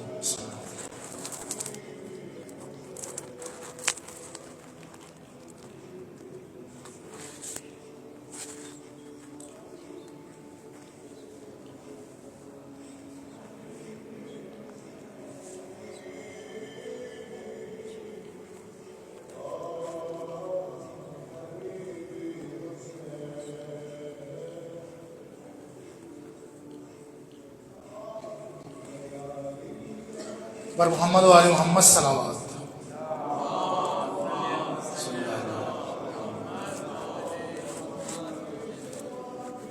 زائرین گرامی قدر، جیسا کہ آپ کو معلوم ہے کہ آپ کی ایک حیثیت ہے. پہلی حیثیت آپ کی یہ ہے کہ خداوند عالم نے یہ توفیق عطا فرمائی کہ اس نے ہمارے ہاتھ میں دامن اسلام قرار دیا. اور صرف یہ نہیں کہ اس نے ہمیں اپنی توفیقات سے نواز کر صرف مسلمان بنایا ہو، بلکہ اس سے بڑی منزل یہ ہے کہ اس نے اسلام کے ساتھ ساتھ ایمان کے دامن کو تھامنے کی توفیق عطا فرمائی. اور یقین جانیے گا یہ ایمان یا ایمان کے درجات بغیر محبت اہل بیت علیہ السلام کے حاصل نہیں ہوتے. لہذا خداوند عالم کا جتنا شکر ادا کیا جائے اس کی نعمتوں کا، نعمت اسلام، نعمت ایمان، نعمت محبت اہل بیت، وہ کم ہے. اور ان تمام نعمتوں کے بعد اس نے ان مومنین میں ہمیں انتخاب کیا زیارت اہل بیت علیہ السلام کے لیے. لہذا منزل ایک اور قدم آگے بڑھ جاتی ہے. اب ہماری حیثیت اس سے بھی زیادہ بڑھ جاتی ہے کہ ہم مسلمان ہیں، اور مسلمان ایمان والے مسلمان ہیں، مودت و محبت اہل بیت والے مسلمان ہیں. اور اس کے ساتھ ساتھ ہمارا ایک منصب اور ہمارا ایک عہدہ ظاہر ہے.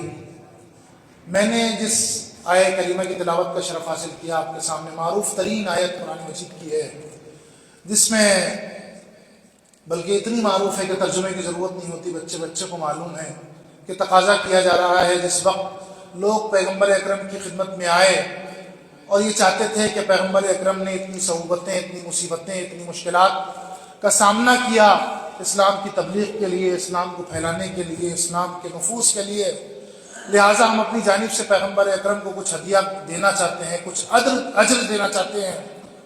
تو پیغمبر سے سوال کیا، یا رسول اللہ ہم کچھ اجر دینا چاہتے ہیں.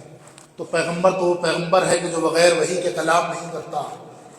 ارشاد ہوتا ہے کہ اگر یہ اجر دینا چاہتے ہیں، یہ کچھ آپ کو ہدیہ دینا چاہتے ہیں، تو ان سے کہو رسالت کا کوئی اجر نہیں ہے، رسالت کے لیے کوئی ہدیہ نہیں ہے. اگر دینا ہی چاہتے ہیں تو اجر رسالت صرف اور صرف مودت اہل بیت علیہ السلام ہے. ایک صلوات پڑھ دیں محمد. لہٰذا آپ کی بہت ساری حیثیتیں ہیں، محب کی حیثیت ہے، زائر کی حیثیت ہے، اور ہمارے بزرگ علماء فرماتے ہیں کہ جب زائر زیارت کے لیے آتا ہے، سفر زیارت پہ ہوتا ہے، تو اس کے دل کی کیفیت ایسی ہوتی ہے، مثال دیتے ہیں، کہتے ہیں اس کے دل کی کیفیت ان سرسبز و شاداب زمینوں کی طرح ہوتی ہے جس پر بہترین سے بہترین کاشتکاری کی جا سکتی ہے۔ اور پھر فرماتے ہیں اس کی توضیح میں، اس کی شرح میں، کہ زائر اہل بیت علیہ الصلوۃ والسلام جو آتا ہے اس کا دل ان زمینوں کی مانند ہوتا ہے جس پر اقوال اہل بیت، پیغام اہل بیت علیہ الصلوۃ والسلام کی کھیتی کی جائے تو جلد از جلد سبزاور نظر آتا ہے۔ صلوات پڑھ دیں محمد۔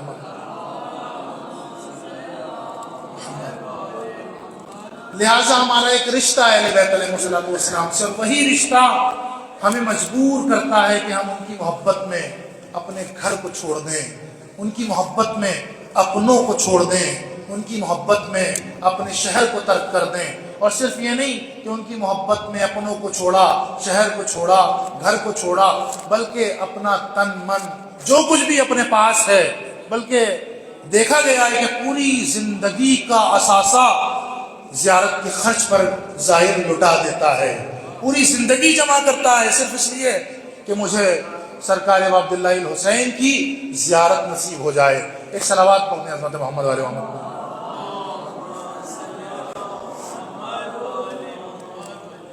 لہٰذا وہ اتنی صعوبتیں برداشت کرتا ہے، اتنی صعوبتیں برداشت اس لیے کہ اسے جو اس کے دل میں محبت اہل بیت ہے وہ مجبور کرتی ہے کہ اس محبت کا، بلکہ علماء کہتے ہیں اسی محبت کا اگر اس دنیا میں کوئی بہترین عملی نمونہ ہے تو وہ یہ سفر زیارت ہے۔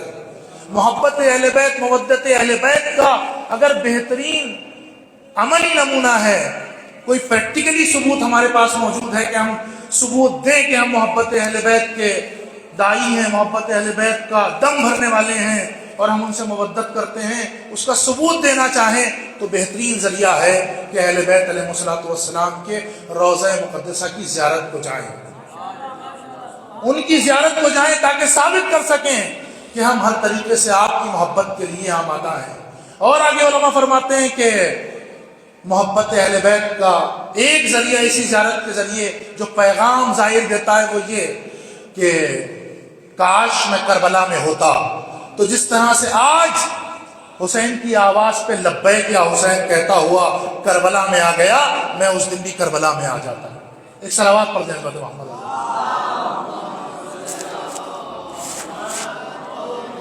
لہٰذا ایک رشتہ ہے جو ہمیں مجبور کرتا ہے یہاں آنے کے لیے۔ بس مجھے ایک دو باتیں عرض کرنی ہیں آپ کی خدمت میں اسی بات سے متعلق کہ ایک رشتہ ہے ہمارے اور ان کے درمیان، اور اس رشتے کو روایات میں بہت خوبصورتی سے بیان کیا گیا ہے۔ مثلا مشہور ترین روایت جو اس رشتے کو، ہمارے اور اہل بیت علیہ السلام کے رشتے کو کہ کتنا محکم رشتہ ہونا چاہیے، کیسا رشتہ ہونا چاہیے بتاتی ہے، وہ حدیث سفینہ ہے، جس میں پیغمبر اکرم فرما رہے ہیں کہ میرے اہل بیت کی مثال کشتی نوح کی سی ہے۔ اور صرف حدیث یہیں پر رکی نہیں، ٹھہری نہیں کہ صرف مثال دی گئی ہوتی، بلکہ فرمایا میرے اہل بیت کی مثال کشتی نوح کی سی ہے، جو بھی اس کشتی میں سوار ہو گیا اس نے نجات پائی، اور جو اس کشتی میں سوار نہیں ہوا وہ غرق ہو گیا۔ اب غور کیجئے گا، مجھے دو باتیں عرض کرنی ہیں اسی حدیث کے ضمن میں، آپ کی توجہات چاہتا ہوں کہ پیغمبر نے فرما تو دیا کہ میرے اہل بیت کی مثال کشتی نوح کی سی ہے، جو اس میں سوار ہو گیا اس نے نجات پائی، جو اس میں سوار نہیں ہوا وہ غرق ہو گیا۔ اب ہم دیکھتے ہیں ایک ایسے آئینے سے کہ کیا واقعاً زمینی حقیقت کو لے کر کہ ان دونوں چیزوں میں، ان دونوں کشتیوں میں مماثلت پائی جاتی ہے۔ جو پیغمبر اکرم کا کلام وہ کلام ہے کہ جو پیغمبر اکرم، بلکہ یہ کہا جائے کہ پہاڑ اپنی جگہ کو چھوڑ سکتے ہیں، زمین و زمان ہل سکتے ہیں، مگر پیغمبر اکرم کے قول میں ذرہ برابر بھی فرق نہیں آ سکتا۔ اس امین و صادق پیغمبر نے فرمایا ہے تو قول تو حقیقت ہوگا کہ ان دونوں چیزوں میں مماثلت پائی جاتی ہے، شباہت پائی جاتی ہے۔ لہذا ہم دیکھتے ہیں کہ کیسی شباہت پائی جاتی ہے۔ تو اس مقام پر علامہ علی نقی نقل صاحب بہترین توضیح فرماتے ہیں کہ کشتی اہل بیت کو مثال دی گئی ہے کشتی نوح سے. یہ نہیں کہا گیا کہ کشتی نوح جیسی ہے، بلکہ کہا گیا کشتی نوح کی سی ہے. جیسی میں اور کیسی میں بڑا فرق ہے. اگر جیسی کہہ دیتے تو جس کو مثال دی جا رہی ہے اس کی عظمت و منزلت اس سے کم ہوتی جس سے مثال دی جا رہی ہے. لیکن فرمایا کیسی ہے، یعنی کیا؟ یعنی اس میں وہ تمام چیزیں تو پائی جاتی ہیں جو کشتی نوح میں پائی جاتی ہیں، مگر کچھ ایسی چیزیں بھی ہیں جو کشتی نوح سے بڑھ کر ہیں. اور اس کی شرح میں فرماتے ہیں کہ دیکھیں یہ دو کشتیاں تھیں جو حکم خدا سے بنائی گئی. جب کشتی نوح بنائی گئی تو قرآن مجید میں ارشاد ہوا کہ نوح جب ہم حکم دیتے رہیں تو تم ان لکڑی کے ٹکڑوں کو لگاتے رہنا اور ہماری آنکھوں کے سامنے بنانا. اللہ کا حکم ہے کہ ہماری آنکھوں کے سامنے بنانا، روگردانی نہ کرنا. جیسے جیسے حکم آتا رہے یہ لکڑی کے ٹکڑے لگاتے رہنا اور پھر آپ اس کشتی کو بناتے رہنا. حکم خدا سے جناب نوح کشتی کو بناتے رہے، کشتی بن کر آمادہ ہو گئی. اب آپ دیکھیں کشتی اہل بیت کا منظر. کشتی اہل بیت کا منظر یہ ہے کہ وہ بھی حکم خدا سے بنی، وہ بھی حکم خدا سے بنی. کہ کس طریقے سے بنی؟ کہ حکم خدا سے بنی. حکم ہوتا ہے کہ ایک میدان سجایا جائے، ایک میدان سجایا جائے، مباہلے کے لیے کچھ شخصیتوں کو بلایا جائے اور دن کو معین کر کے جھوٹوں پہ لعنت ہوگی. ہاں جیسے ہی ارشاد ہوا تو ابنانا کہا تو بیٹے آ گئے، نسانا کہا تو خواتین آ گئیں، انفسنا کہا تو علی آ گئے. صلوات پڑھ دیں محمد علی.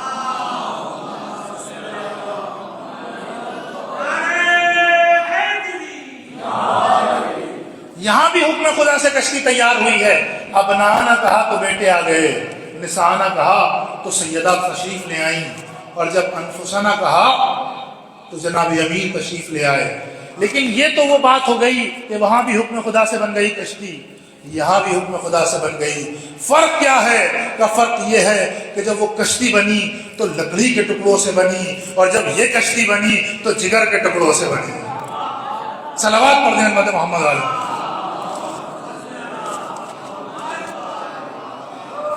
وقت کی تنگی ہے اور تفصیلات زیادہ ہیں، میں اپنی بات کو مختصر کر رہا ہوں. یہ کشتی بن گئی، آمادہ ہو گئی. جب کشتی جناب نوح بنی تو کشتی جناب نوح کا معجزہ یہ تھا کہ اس کشتی میں تمام مخلوقات جمع ہو گئی. تمام مخلوقات جمع ہوئی. انسانوں سے زیادہ تاریخ ہے کشتی جناب نوح میں ملتا ہے، انسانوں سے زیادہ جانور جمع ہوئے، اور جانور بھی جمع ہوئے تو جوڑوں کی شکل میں، پیئرز کی شکل میں. اور ایک تفسیر میں یہ لکھا ہوا ہے کہ جو جانور کشتی جناب نوح میں آئے تو وہ جو جوڑے تھے وہ اس طریقے کے جوڑے تھے کہ ایک ہی صنف کا جانور، ایک جانور اسی صنف کا، مثلا بکری اسی صنف کی اہلی جانور ہوتی تھی جو بستیوں میں رہتی ہے، اور اسی صنف کا ایک جانور یعنی وہی بکری جنگلی بکری ہوا کرتی تھی. صنف ایک ہے لیکن ان کی پرورش، ان کی تربیت الگ الگ جگہ ہوئی ہے. لیکن کشتی جناب نوح میں دونوں جمع ہو گئی. شیر کی خصوصیت یہ کہ وہ بستیوں میں نہیں رہتا، بھیڑیا مثلا وہ بستیوں میں نہیں رہتا، جنگلوں میں رہتا ہے.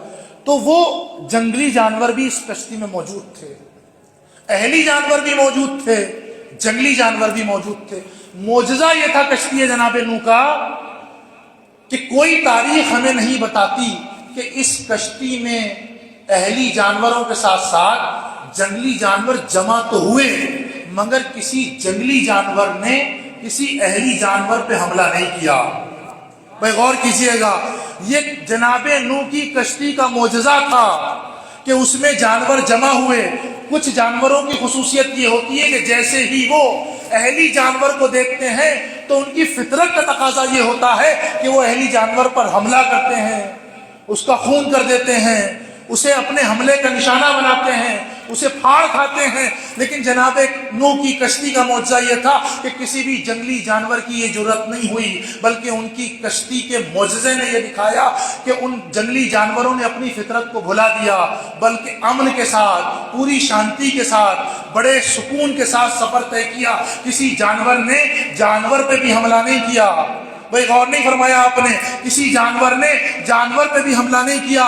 میرے پاک پیغمبر نبی نے فرمایا کہ میرے اہل بیت کی مثال کشتی نوح کی سی ہے، کشتی نوح کی سی ہے۔ ہمارا دعویٰ یہ ہے کہ اہل بیت کی مثال کشتی نوح کی سی ہے، اور ہم تمام محبان اہل بیت اس کشتی میں سوار ہو گئے ہیں۔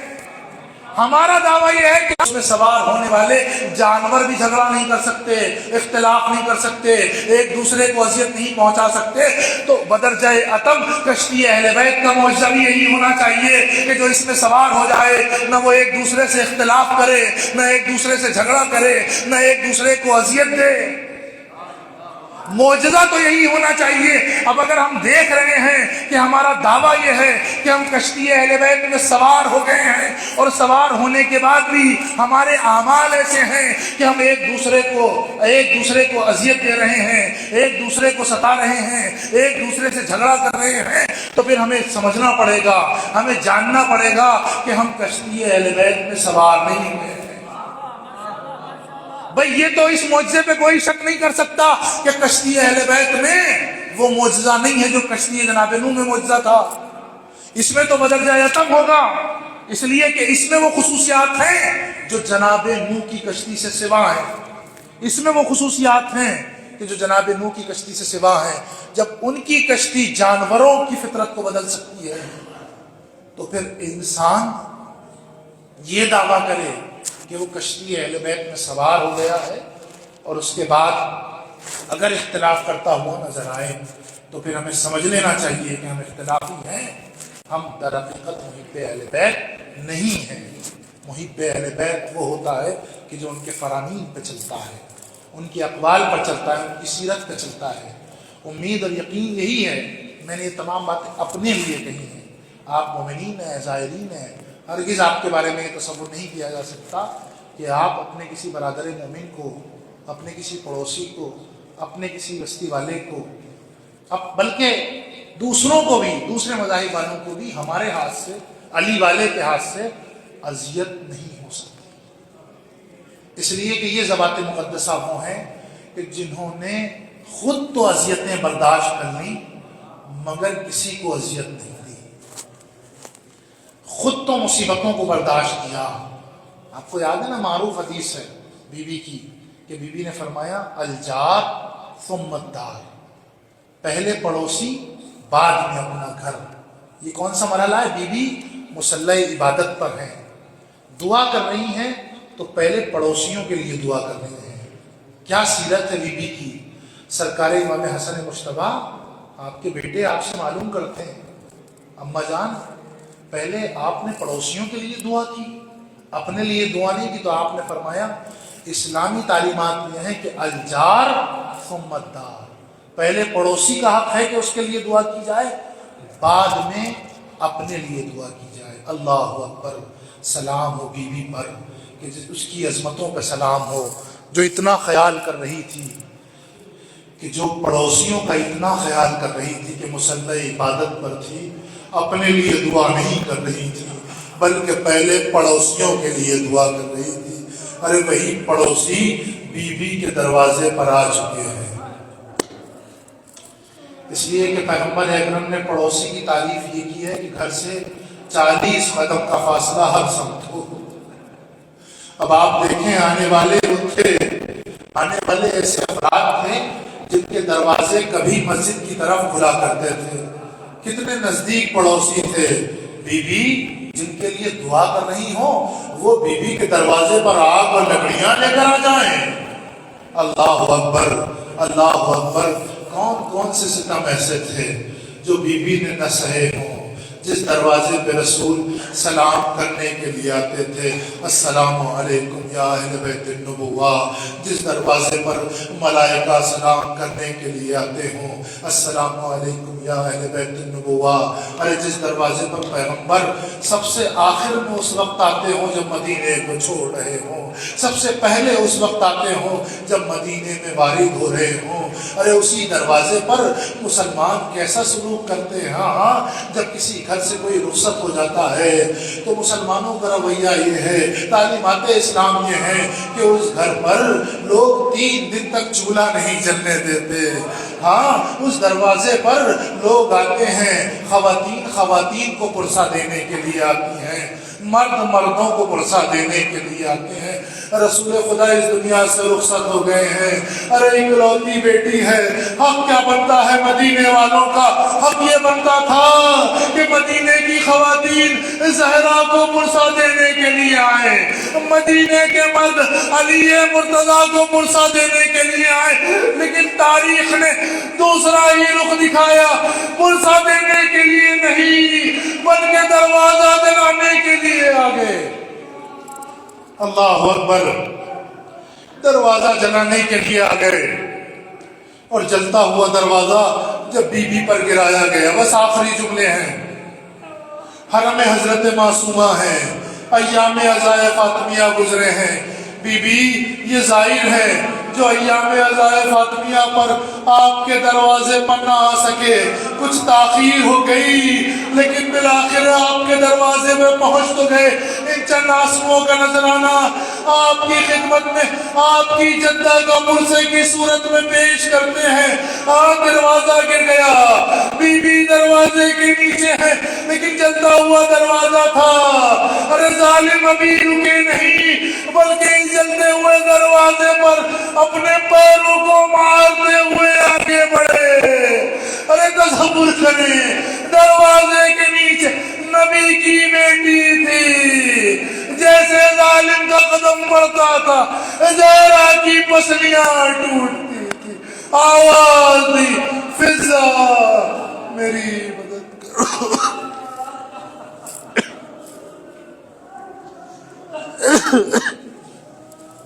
سيعلم الذين ظلموا أيّ منقلب ينقلبون ولا لعنة الله على القوم الظالمين۔ خدایا تجھے واسطہ ہے بیت الصلاۃ والسلام کا، ہماری اس عبادت کو قبول و مقبول فرما، ان آنکھوں پہ اپنی رحمت نازل فرما، ان آنکھوں کو ہمیشہ دیدار کربلا نصیب فرما۔ خدایا تجھے واسطہ ہے بیت الصلاۃ والسلام کا، ہمارے تمام تر گناہ کبیرہ و صغیرہ کو معاف فرما۔ بحق اہل بیت علیہ الصلوۃ والسلام جو بیمار ہیں انہیں شفاء کاملہ و واجبہ عنایت فرما، جو مقروض ہیں ان کی قرض کی ادائیگی فرما، جو بے روزگار ہیں روزگار عطا فرما، جو صاحب روزگار ہیں بحق اہل بیت ان کے روزگار میں خیر و برکت عطا فرما۔ جن لوگوں نے التماس سے دعا کے لیے کہا ہے ان کی نیک دلی حاجات کو پورا فرما، ہمارے مرحومین کی مغفرت فرما، ان کے درجات عالی سے عالی تر فرما، ان کی قبروں پر رحمت نازل فرما، اس مجلس کا ثواب ان کے لیے سال ثواب قرار دے۔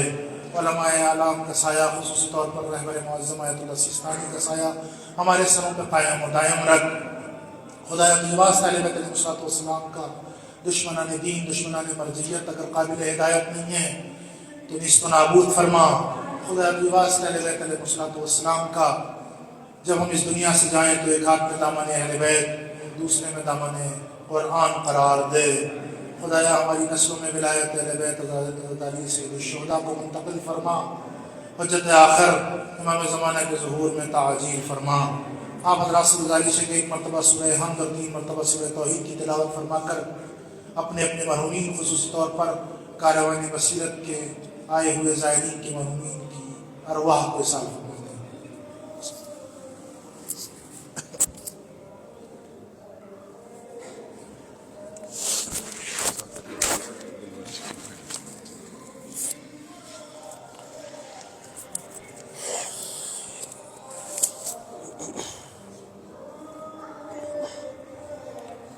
ماشاء اللہ تقبل اللہ۔ یہ ہمارے مہمان خطیب جو یہاں ہندوستان سے تشریف لائے تھے، تمام زائرین کرام یہاں پہ تشریف فرما ہے۔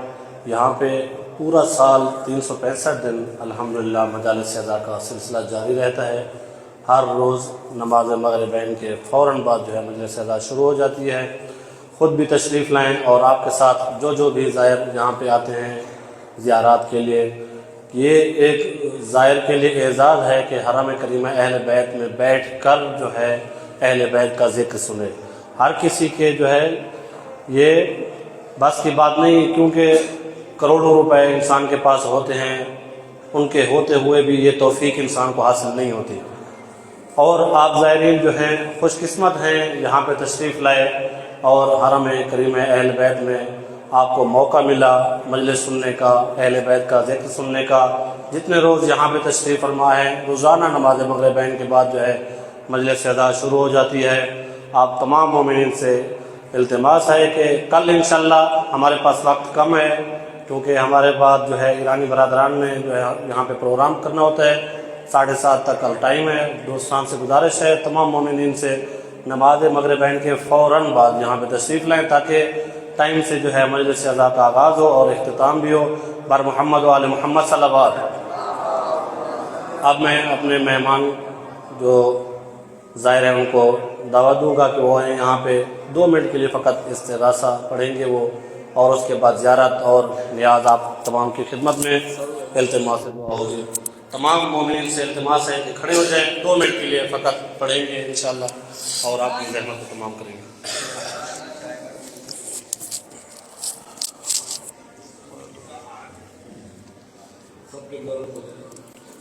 آج روز جمعہ ہے، یہ دن امام زمانہ علیہ السلام سے منسوب ہے، اس حوالے سے استغاثہ امام زمانہ علیہ السلام۔ اللہ مجھے لشکر مہدی سے ملا دے، سب مل کے اللہ مجھے لشکر مہدی سے ملا دے، اللہ مجھے لشکر مہدی سے ملا دے، ایسا نہ ہو آقا میرا حلمن کی صدا دے، اللہ مجھے لشکر مہدی سے ملا دے، نظروں کو میری لائق دیدار بنا دے، پردہ جو پڑا ہے میری آنکھوں سے ہٹا دے،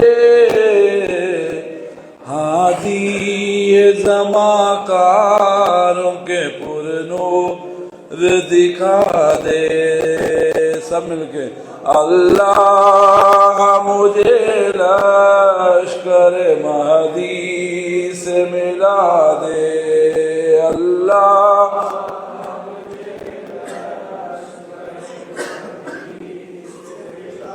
ہر